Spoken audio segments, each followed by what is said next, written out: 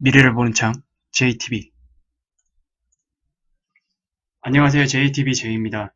오늘은 우리나라의 외환보유고 실제 가치는 얼마나 되는지에 대해서 좀 설명을 해드리도록 하겠습니다. 그리고 중간에 조금 질문을 하셨던 분들이 계셨는데 원달러 환율에 대해서 다시 한번 짚어보도록 하겠습니다. 일단 지금 상황을 비교를 하려면 당시 외환위기가 일어나기 직전이랑 비교를 해야겠죠.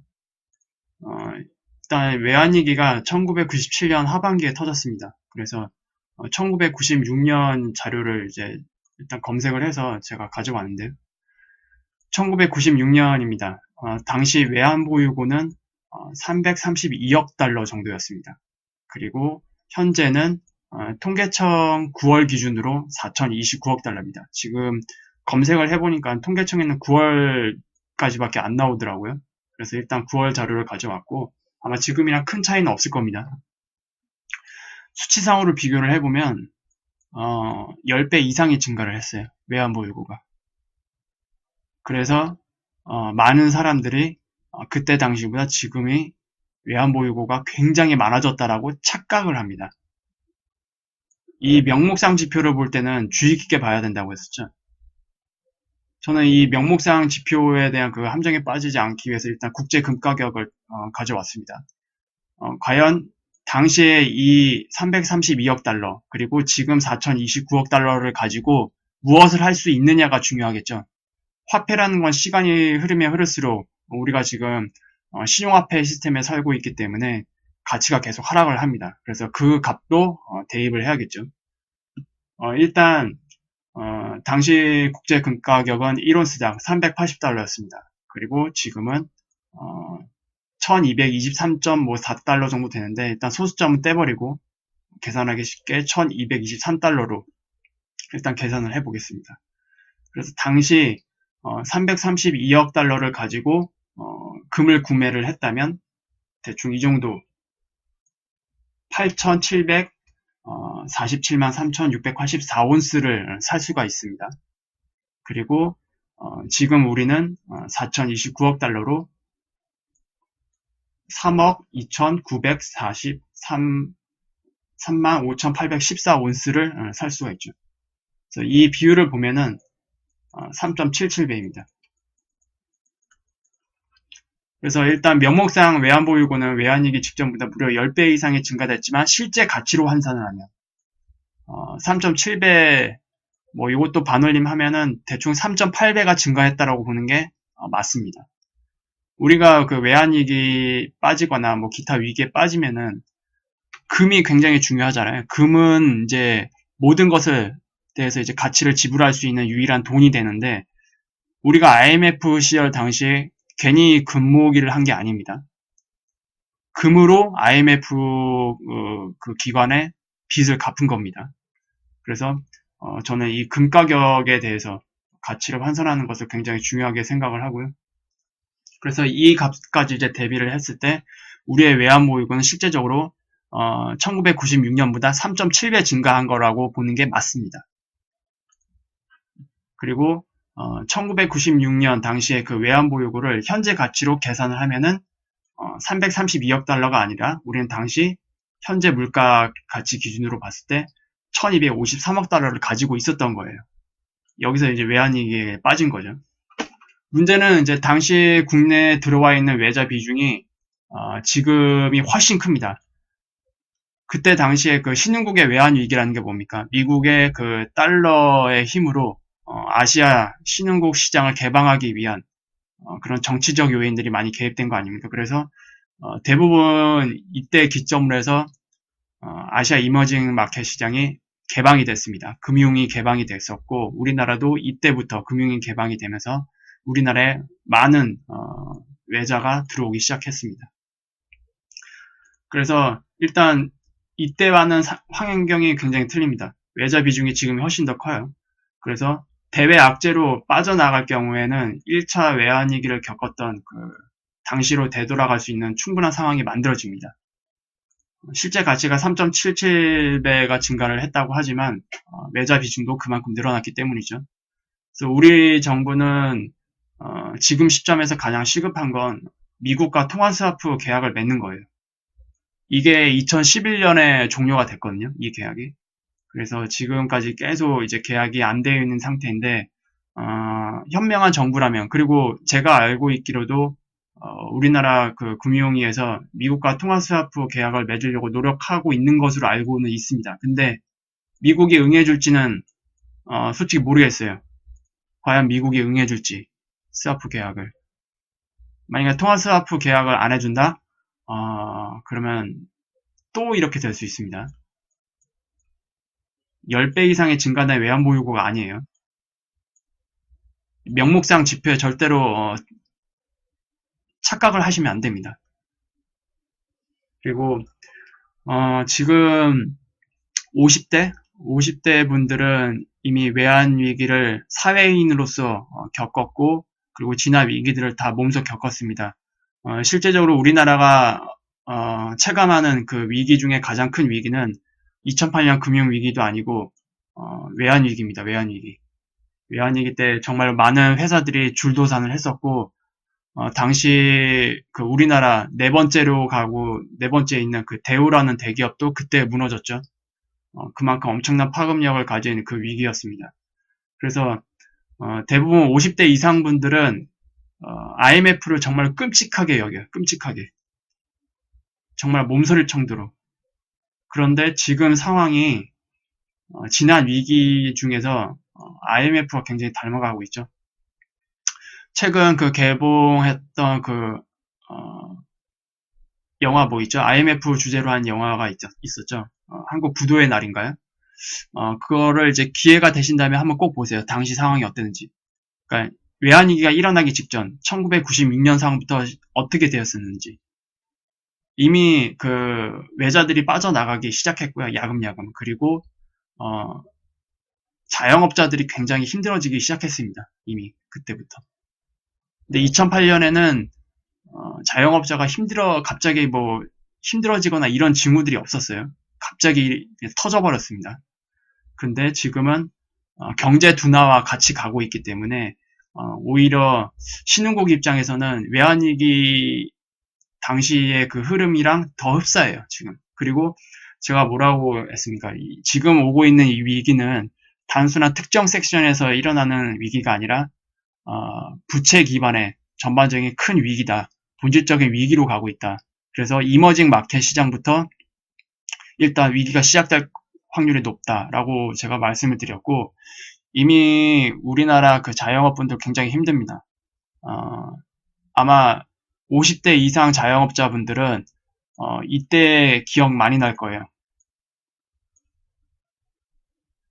너무 흡사하니까 체감이 너무 흡사하기 때문에 이때 위기를 좀 많이 생각하실 것 같고, 그리고 미국 역시 자영업자들 굉장히 힘듭니다. 소매업자들 지금 대부분 다 우리나라 같은 뭐 이머징 마켓 시장도 힘들겠지만 미국 시장 역시 소매업자분들, 자영업자분들 굉장히 힘든 상황입니다.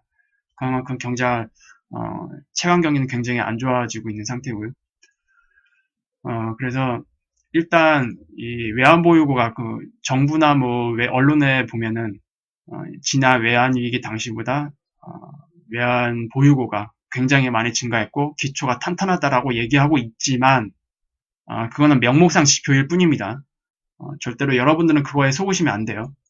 실제 가치로 환산하면 3.77배 증가라고 보는 게 굉장히 객관성 있는 지표이고요.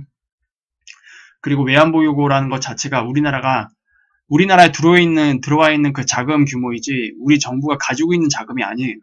언제든지 대외 악재로 빠져나갈 수 있습니다. 최근 뭐 뉴스 보면은 뭐 뉴스에 따라서 조금 많이 갈리긴 한데 뭐 대외 상황이 뭐 건전하다? 네. 참 그 말이 어디서부터 나왔는지 제 입장에서는 되게 웃기는 소리고요. 대외 상황은 건전하기는커녕 굉장히 안 좋아지는 흐름으로 가고 있습니다. 그래서 이것이 일시적으로 어디서 사건이 터지면 당연히 이머징 마켓에서 외자가 다 빠져나갑니다. 이건 누구도 부인할 수 없는 사실이에요. 그리고 고작 3.77배. 물론 3.77배도 많은 숫자이긴 해요.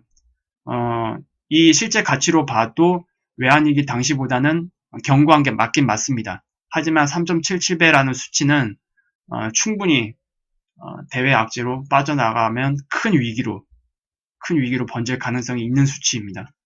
그래서 이 부분들을 좀 정확히 아셨으면 좋겠고요. 다음은 이제 원달러 환율을 한번 볼게요. 제가 사용하는 그 HTS에서는 그 지난 시기 것이 안 나와서 제가 따로 그 investing.com에서 가져왔습니다. 이때부터는 이제 그 IMF 시기 그때 환율도 같이 나오더라고요. 그래서 장기 차트를 준비를 해봤고요. 일단 당시 IMF가 일어났던 시기를 보면은 이미 1996년 IMF는 이때 터졌습니다. 1997년 하반기 말에 터졌고요. 이미 1996년부터 환율이 조금씩 오르기 시작했어요. 그리고 영화를 이제 보시면 알겠지만 이미 해외 투자자들이 눈치를 채고 외자를 계속 바깥으로 빼고 있는 모습을 보실 수 있고요. 그것이 환율 상승으로 나타나게 됩니다. 이때까지는 우리나라 사람들 아무도 몰랐어요. 이 당시만 해도 이 빨간 박스 이 기간만 해도 아무도 몰랐습니다. 물론 우리나라 정부 수뇌부들은 알고 있었겠죠. 지금 상황이 어떤 흐름으로 가고 있는지. 하지만 대중들은 아무도 몰랐습니다. 환율 차트상 뭔가 심각한 일이 일어날 것 같은 이런 징후가 보였음에도 불구하고 그때 그 금융이라는 인식은 지금과 좀 비교를 해보자면 굉장히 현재 떨어졌던 수준이기 때문에 이러한 것들이 어떤 영향을 일으킬지에 대해서 예상하는 사람들도 없었고요. 예상할 수도 없었습니다. 어쨌든 환율 차트에서 나타났듯이 이 시기에 이미 징후가 보이기 시작했고요. 그리고 이때는 미리 외국인들이 다 빠져나가기 시작했습니다. 그리고 나서 이제 IMF가 표면으로 터지면서 외환위기가 터지면서 이제 환율이 급등을 했었고요. 그리고 2008년 당시에도 마찬가지입니다. 2008년 상반기에 이미 외국인들은 눈치를 챘어요. 그리고 환율이 급격하게 빠지기 시작합니다. 물론 이때 우리나라 대중들은 아무것도 몰랐습니다. 이때도 2008년 상반기까지 그냥 주식시장이 좀 하락하나 보다 그 정도로만 알고 있었지 이 이면에 모기지 사태로 인한 엄청난 금융위기가 오고 있다는 사실은 2008년 하반기에 알았죠. 그러면서 이때 환율이 급등하기 시작했습니다. 하반기부터. 그리고 이미 시그널을 줬어요. 이때 이전에 외환위기 당시 이전에 그 환율 차트를 보면은 대략적으로 환율이 800원 미만에서 계속 놀았기 때문에 뭐 기존의 추세라는 건 없었고요. 이제 그 이후에 추세가 조금 만들어졌었죠. 2008년 그 금융위기 직전에 그 상반기죠, 상반기에 뭔가 심상치 않은 상태가 그 환율 차트에서 나타났었는데 이때 당시도 이런 기존에 있던 이 하락 추세를 돌파하는 흐름이 나왔습니다. 그리고 주식 차트의 그 파동 분석을 같이 복합적으로 해서 입체적으로 보신 분들은 이미 눈치를 챘을 거예요. 이미 눈치를 챘을 거고 충분히 대비를 하셨을 거라고 생각을 합니다. 하지만 대중들은 몰랐습니다. 이때 당시에도. 그리고 지금도 마찬가지로 지금 이러한 하락 추세가 있는데 지금 이거를 넘지는 않았어요. 이거를 넘지는 않았는데 이 하락 추세를 돌파하는 시점, 하락 추세를 돌파해서 이런 환율 상승의 흐름이 나온다라고 하면은 뭔가 심상치 않은 일이 곧 일어나겠구나 라고 생각을 하시면 됩니다. 그리고 제가 계속 매달에 한 번씩 그 원달러 환율 차트를 말씀을 드리면서 1150원을 확실하게 넘어서는지를 좀 잘 지켜봐 달라고 말씀을 드렸죠. 그게 바로 이 하락 추세를 넘는 그런 가격대입니다. 그리고 지난 외환위기 당시부터 고점을 연결해 보니까 또 이런 거대한 하락 추세가 연결이 되더라고요. 그리고 밑에서는 이러한 지지 추세가 있습니다. 만약에 이번에 원달러 환율이 이 작은 하락 추세를 넘고 그리고 이것까지 넘는다. 이것까지 넘으면 좀 머리가 아픕니다. 그때는. 이 거대한 하락 추세까지 넘는 흐름이기 때문에 이건 좀 머리가 많이 아플 수가 있어요. 이거는 한국이 힘들어지는 게 아니고요. 이머징 마켓은 물론이고 전 세계가 힘들어진다는 뜻이기 때문에 이 가격이 대략적으로 1,300원 확실하게 넘어서는 시점은 1,250원에서 1,300원대 구간이네요. 이 영역대까지 오른다 하면은 뭐 이렇게 오를 가능성이 충분히 열려 있습니다. 이렇게 돼버리면 이런 상황이 만들어지면 그래서 환율 차트를 정기적으로 한번 보세요, 여러분들도. 매일 보실 필요는 없습니다. 그냥 매주 한 번 정도 체크하시면 될 것 같아요. 그래서 이렇게 말씀을 드리면서 오늘 영상은 좀 간단하게 마무리를 하려고 합니다. 지금 미국 쪽에서 그 회사채 관련, 그러니까 기업 부채 관련으로 이야기가 스물스물 나오고 있죠. 이미 이 이야기는 제가 9월달, 10월달에 이미 해드렸습니다. 그게 이제 언론으로 조금 부각되면서 나오고 있긴 한데 기업 부채 관련해서 제가 다시 한번 기회를 좀 가져보도록 할게요. 언급할 수 있는 기회를. 그래서 일단 지금 흐름은 원달러 환율 상에서 1150원을 넘는지를 1차적으로 봐야 되고 그리고 이 거대한 하락 추세를 넘는 이 흐름까지 나오게 되면은 굉장히 큰 위기, 우리가 이때 당시에 겪었던 IMF 시절보다 훨씬 더 큰 위기에 봉착할 수 있다라는 거를 염두를 하셔야 되고 그리고 제가 늘 걱정스러운 것이 하나가 있어요. 제가 예전에도 한 번 언급했습니다. 한 번. 지금 우리 경제를 떠받치고 있는 세대 3, 40대입니다. 3, 40대. 3, 40대는 뭐 40대 중반 이후는 모르겠지만 3, 40대는 IMF를 겪어본 적이 없어요. IMF를 겪어본 적이 없고요. 그리고 2008년 금융위기도 특히 30대, 40대 초반에서 30대 후반까지는 2008년 금융위기도 제대로 겪어보지 못했어요. 이걸 다 겪어보지 못했어요. 그래서 위기가 어떤 식으로 오는지 체감을 못합니다. 그러니까 직관이라고 하죠. 동물적인 감각이라고 할 수도 있고요. 그런 뭔가 공기 흐름이 다르다라는 그런 것들을 눈치채기에는 경험적으로 많이 부족합니다. 그리고 특히 전 세계적으로 부동산에 큰 유동성이 공급된 시기가 바로 이 시기입니다. 2008년 금융위기 이후 이때 결혼하신 분들 있죠. 대략적으로 앞서 말씀드렸던 30대부터 40대 초반입니다. 이 사람들 역시 부동산에 대한 위기를 겪어보지 못한 세대입니다. 그게 얼마나 뼈아픈 건지 몰라요. 그리고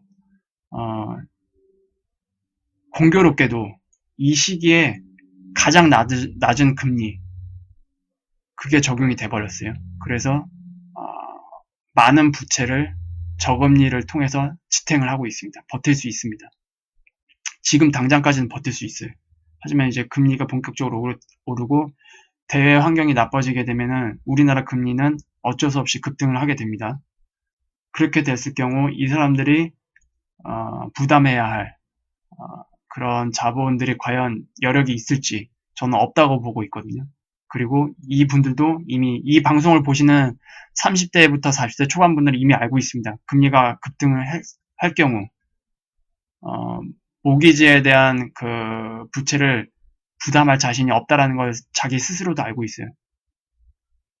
한 가지 착각에 빠진 건 알고 그랬건 모르고 그랬건 이 시기가 영원히 지속될 거라는 이러한 착각 때문에 산 거고 참 이게 어떻게 될지 모르겠습니다. 허리예요, 허리. 30, 40대. 가계 부채도 지금 역사상 가장 높은 수준에 있죠. 그리고 지난 그 자료를 통해서 보니까 이 시기에 부동산을 가장 많이 투자했던 사람, 특히 디딤돌 대출 이후죠. 디딤돌 대출 이후, 이 2014년부터 최근까지 이때 부동산에 큰손 역할을 했던 사람들이 30대가 1위더라고요. 30대가 1위, 40대가 2위입니다. 이 허리에 해당되는 이 연령대가 이 세대들이 한번 휘청거릴 수가 있어요. 다음 위기에서. 물론 전 세계가 휘청거리겠지만 특히 이 사람들, 가정을 꾸리고 있는 이 사람들이 굉장히 큰 위기에 닥칠 수 있기 때문에 충분히 대비를 하셨으면 좋겠어요. 가장 현명한 거는 자신이 빠져나갈 수 있는 구멍을 만들어 놓는 겁니다.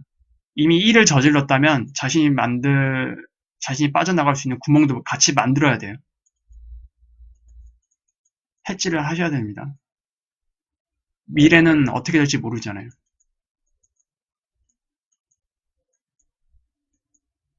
그래서 이 개념을 반드시 염두를 해야 되고,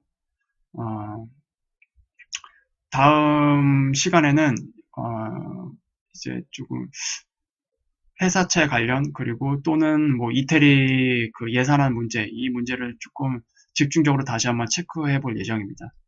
그래서 오늘 이 시간에는 원달러 환율, 그리고 이와 연계돼서 지난 위기에 있었던 외환위기 시절과 현재 그 외환보유고 관련된 내용들, 이런 내용들을 전체적으로 짚어봤고요. 유익한 영상이 되셨다면 구독, 알람, 좋아요 부탁드립니다. 다음 시간에 다시 찾아뵙도록 하겠습니다. 감사합니다.